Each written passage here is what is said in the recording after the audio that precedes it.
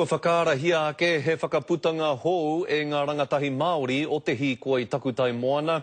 Hei tā rātou, koe nei tā rātou whakautu ki te pire takutai moana hou a te kāwanatanga. Nā, ko te ngako o te whakaputanga nei, he ki taurangi nā te hunga rangatahi, ka whawhai tonu rātou ake ki te toki iho i ngā ture kaikiri pērā i te pire takutai moana nei. Kei aroi hana nuri, te pūrongo.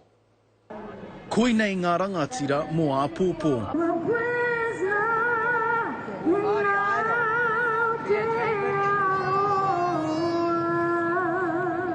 Koinei te reo waiata o te hunga rangatahi Māori, engari kāore he rōreka te rangi mō te kāwanatanga. Hei whakātu i tō mātou mana, mau haere hoki wēnā kōrero ki runga i te mata o te whenua, ki tēnā iwi, ki tēnā iwi, ki tēnā hapu, ki tēnā hapu. I nā pō i tā moko heai e ngā rangatahi Māori, te whakaputanga o te taha ono, ko tahi te karere ki te ao whānui. Hei whakautu nui tēnei, ai, e mea na ka hore mātou e whakai. Ko te whakautu tēnei i te pire takutai moana hou a te kāwanatanga, ko te pūtake o te whakaputanga o te taha ono, kia ua i ngā rangatahi Māori ki te tino rangatiratanga a ngā tau kei mua i te aroaro.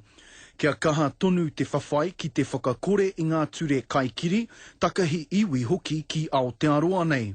Tō mātou te tū o ngā rangatahi nei, anā ka taka kauhare, ka pake kei hare, a tōna wā pēa ka rongo, te motu whānui, ka ki te hoki, te motu whānui i te rangatira tanga, o tēnei o ngā kawenata i haina tia mai ina nahira.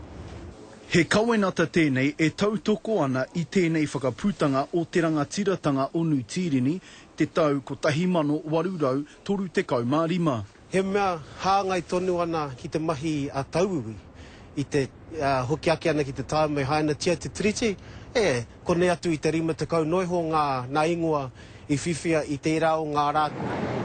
He kawenata tēnei ki te motu whānui, ko te tūmanako mo te hunga nei ka tautoko mai te hunga rangatahi i tā rātou kaupapa. Roihana nuri, te karere.